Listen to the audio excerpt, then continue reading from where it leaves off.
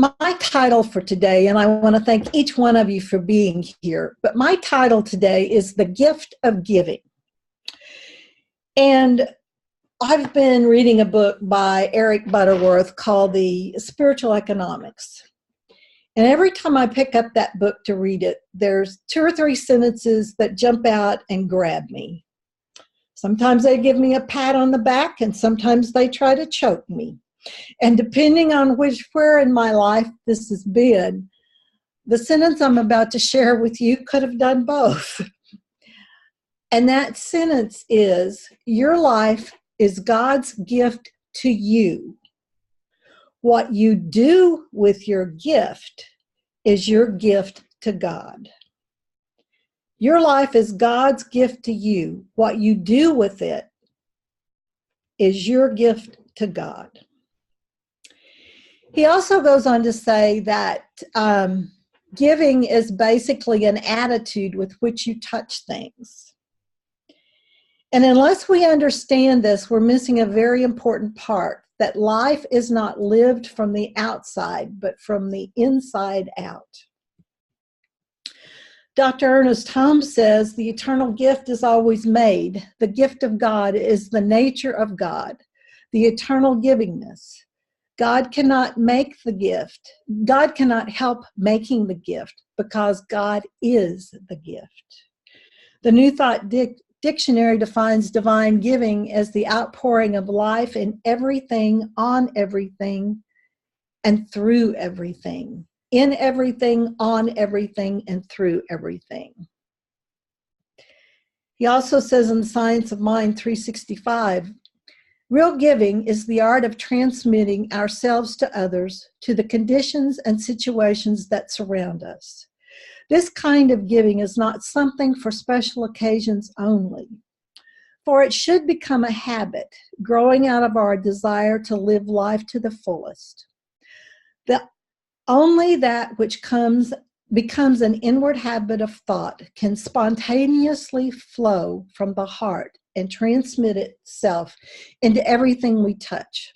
Just as life belongs to the one who lives it, to the one who takes it, so the fuller life belongs only to the one who scatters every good he has or she has. It is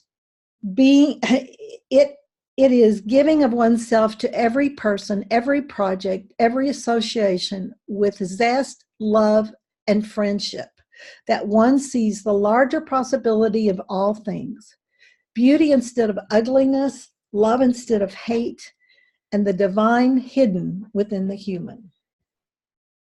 And as I started out this by saying, your life is God's gift to you. What you do with your gift is your gift to God.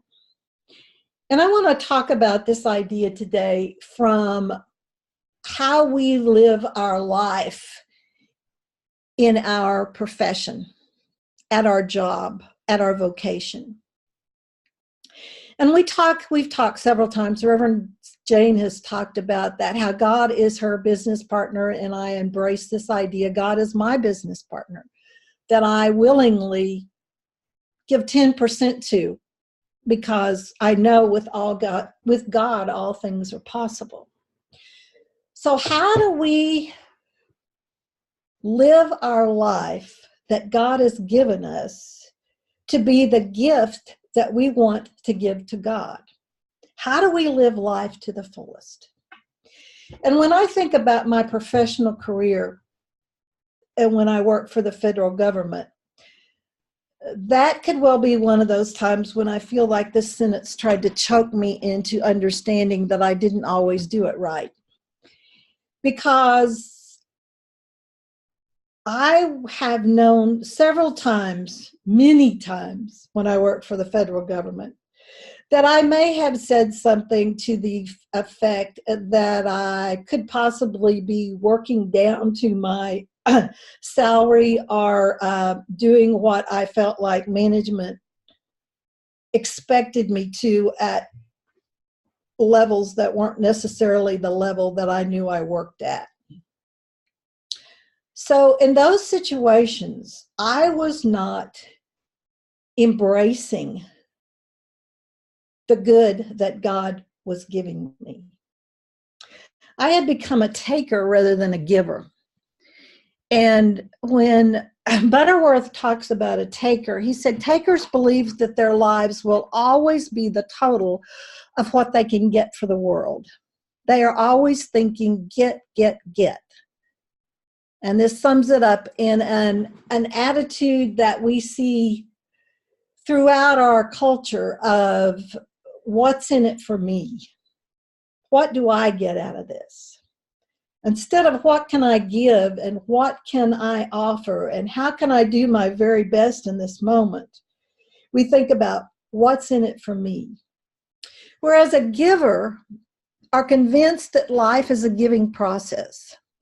Thus, their subtle motivation in all their ways is to give themselves away in love, in service, and in all the many helpful ways that they can invest themselves. So what I want us to look at today is being a giver in all situations, being a giver in the work that we do. Many of us that are here on this recording today are individuals who have small businesses that we may be the only person who works in that business. And when I thought about this, am I doing my best to give of myself in this process? And I do a pretty good job of it most of the time. But there are times that I could give more, that I could give more love, that I could give more support, that I could do a better job of doing this. I know I missed an opportunity to get a recommendation this week because I forgot. I asked the person to do the recommendation and then waited 2 days to send her the links. By the time I sent her the links, I didn't get a recommendation. I'm going to have to start all over again. And believe me, those recommendations aren't always easy to come by, no matter how good your service is. I think they're easier to get when you screw up and you don't really want them than they are when you did a great job and you would love to have them. So we have to do our best to allow God to work for us, because God can only do for us what God can do through us. And when we don't do our best, when we slack off in what we're doing, we're not creating an environment that allows God to work for us to create something even greater. There's a story in Butterworth's book, a little snippet about a president of a very large railroad company. And he comes through and happens to run into a person that he worked with 40 years ago. And this person looks at him and says, "Boy, Jack, we have come a long way since we were laying track together." And Jack looks at him and says, "You know, Sam, we have. But while you were laying track, I was building a railroad." And the attitude was that I get from this story is that Sam was just there doing the job, laying the rails down, attaching them, doing whatever it was just to lay the track. But Jack's vision was much larger. And Jack was allowing himself to do the service that he was to do and to be open to even greater things flowing through and as him. And he allowed God to work with him and through him to allow this to happen. Many of us have been in situations where we work that we feel like a job has no meaning. But what Butterworth reminds us is that saying a job has no meaning is like going into a dark cave, holding a flashlight in your hand that you have not turned on, and then complaining that there's no light. The meaning of a job and the meaning that our expression as we do work, whether it's for someone else or for ourselves, is what we put into it. the meaning comes from within us and then is expressed out into what we're doing. So when we come from a place where we're just getting along and just doing what's the bare minimals and showing up 30 minutes late and taking an hour and a half lunch when you have an hour, or an hour lunch when you have 30 minutes, we're shorting ourselves, and we're shorting our business partner, God, because we're not putting our full self into it. And that's what this is about, is reminding ourselves how important it is to give of ourselves.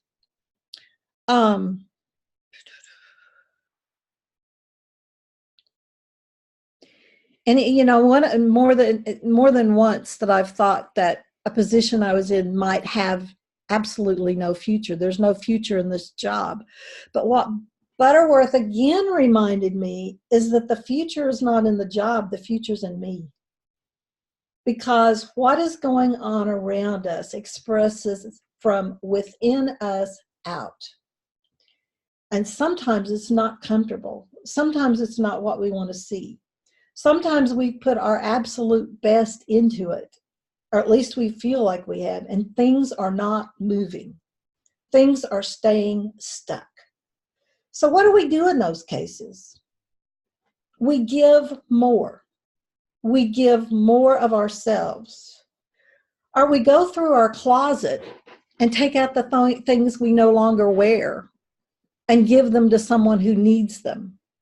Or in my case, I take them to Goodwill and I know the person who needs them finds them. Or I go through my kitchen and find the things I haven't used in 10 years and give those to somebody else. I release something and give something to allow more to be expressed in my life. Because the truth is, the more I give, the more I experience, the more I feel, and the more I express. Butterworth has an affirmation that I want to share with you, and I want you to repeat it with me after I say it the first time. And it is, I will do what I do better and better and better. And I will do more and more of what I do. So say it with me. I will do what I do better and better and better. And I will do more and more of what I do. So if we use this affirmation and we remind ourselves that the more we put into something, the more of ourselves we give, the more we allow to be expressed from within to without. The more we express of that God essence that's the truth of who we are, that absolute essence that never fails and always is there to guide and direct us and to allow whatever is to unfold at a greater experience, in a greater experience. As we give more and more of ourselves and we do more and more, we allow more and more to be expressed through us.